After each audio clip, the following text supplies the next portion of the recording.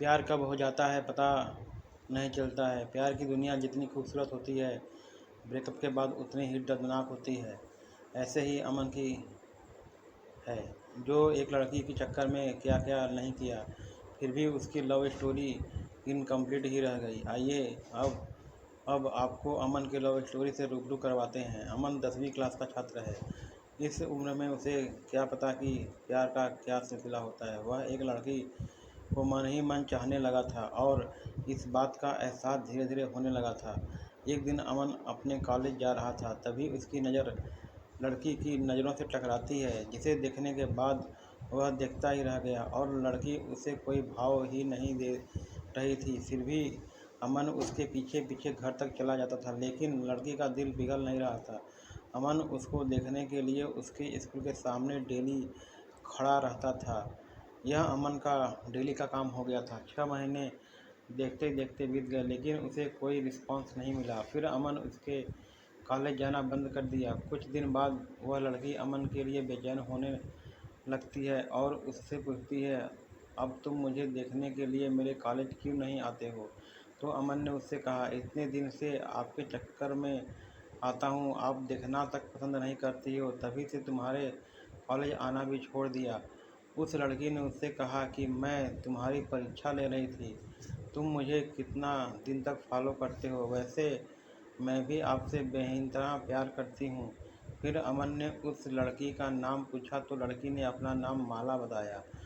उसके बाद अमन ने माला को प्रपोज किया और माला उसके प्रपोजल को एक्सेप्ट करती है। माला और अमन का प्यार दिनों दिन बढ़ता चला जाता है। माला और अमन इतना ज़्यादा क्लोज हो जाते हैं, साथ में घूमना और पार्क में जाना, डिनर करना, शॉपिंग करना आदत बन गई। अमन और माला का प्यार इतना गहरा होता चला गया, एक दूसरे से बिना मिले रह नहीं पाते थे। जितना प्यार गहरा होता गया, ये प्रेमी जोड़े समाज की नज़र में आते गए। धीरे धीरे उनका प्यार इतना ज़्यादा हाईलाइट हो गया, लड़की के घर वालों तक बात पहुंच गया और घर वालों को उनका प्यार मंजूर नहीं था।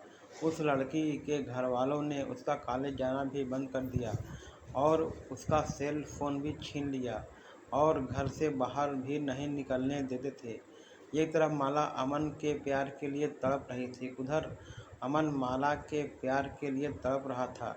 वो एक दूसरे के प्यार में इतने मजबूर हो गए थे, सिर्फ एक नज़र देखने के लिए तरस गए थे और माला के घर वालों ने उसकी शादी करने का प्लान बना रहे थे। और जब यह बात माला को पता चलती है तो माला शादी से डायरेक्ट मना करती है और वो कहती है कि मैं शादी सिर्फ अमन से ही करूँगी, नहीं तो मैं अपनी जान दे दूँगी। यह बात सुनकर भी घर वालों को कोई फ़र्क नहीं पड़ा। उसे मारने पीटने लगे और धमकाने लगे और अमन को मारने की धमकी दिए। तो इस कारण से शादी से राज़ी तो हो गई, लेकिन उसके दिलो दिमाग में अमन ही था। उसके बाद माला ने अमन को एक लेटर लिखा, जिसमें लिखा था, मेरे प्रिय अमन, मैं आपको छोड़ना तो नहीं चाहती, पर क्या करूं, छोड़ना पड़ रहा है। हम पहले किसी से प्यार नहीं करते थे और पहली बार आपसे प्यार हुआ था। मैं आपको आज से नहीं, बहुत दिन से चाहती थी। कॉलेज तो एक बहाना था, मैं तो सिर्फ आपको देखने के लिए आती थी। मैं आपको धोखा नहीं दे रही हूँ, मेरी मजबूरी है। ये आपकी ज़िंदगी का सवाल है और मेरे घर वालों ने मेरी शादी तय कर दी है। मैं शादी तो नहीं करना चाहती थी, लेकिन मेरी मजबूरी है, क्योंकि मुझे आपकी ज़िंदगी बचानी है और आपको मारने की धमकी दे रहे थे, इसलिए मुझे मजबूरी में शादी करनी पड़ेगी। प्लीज़ आप मुझे माफ़ कर दीजिएगा, आपकी मजबूर माला।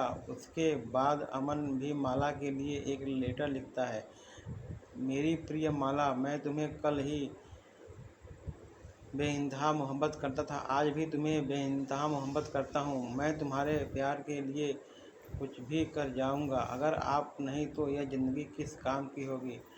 हम दोनों ने एक साथ जीने मरने की कस्में खाई थी, तुम ऐसे ही मेरा साथ छोड़कर चली जाओगी तो तुमने एक बार भी नहीं सोचा कि तुम्हारे सिवा मेरी ज़िंदगी में कोई भी नहीं है। माला, मैं तुम्हें कभी भी भूल नहीं पाऊँगा। जब तक मेरी सांस चलेगी तो तुम्हारे नाम से ही चलेगी। वो ज़िंदगी मुझे नहीं चाहिए जिस ज़िंदगी में तुम ना हो। सोनिया, जब से तुम बिछड़े हैं तब से मैं तुमसे मिलने की बहुत बार कोशिश की, लेकिन तुम्हारे घर वालों ने मुझे मिलने नहीं दिया। माला, मुझे लगता है कि मेरी ज़िंदगी में खुशी लिखी ही नहीं है। मेरी ज़िंदगी में तो सिर्फ आंसू ही आंसू हैं। अगर तुम मुझे नहीं मिली तो मुझे यह ज़िंदगी भी नहीं चाहिए, और तुम्हारी खुशी जिसमें हो उसमें मेरी भी खुशी है। यह मेरा आखिरी लेटर है। और माला उसका लेटर रो रो कर पढ़ रही थी, और उसी दिन उसकी शादी भी थी। माला को अमन से जुदाई बर्दाश्त नहीं हुई, इसलिए माला ने शादी से पहले ही जहर खा लेती है, जिसके कारण उसकी मौत हो जाती है। और यह सूचना अमन तक पहुंचती है। अमन उसकी मौत का सदमा बर्दाश्त नहीं कर पाता है, जिसके कारण वह भी अपनी जान दे देता है। सच्चे प्यार का अधूरा अंत हो जाता है। ऐसे में प्यार करते हो तो जान देने से बेहतर है निभाना सीखो। दोस्तों, क्या इस कहानी में और माला ने सही निर्णय लिया? क्या दोनों प्रेमियों को मौत के अलावा और कोई रास्ता नहीं मिला? दोस्तों, यह पूरी तरह से गलत है। आपके अनुसार दोनों को क्या करना चाहिए था?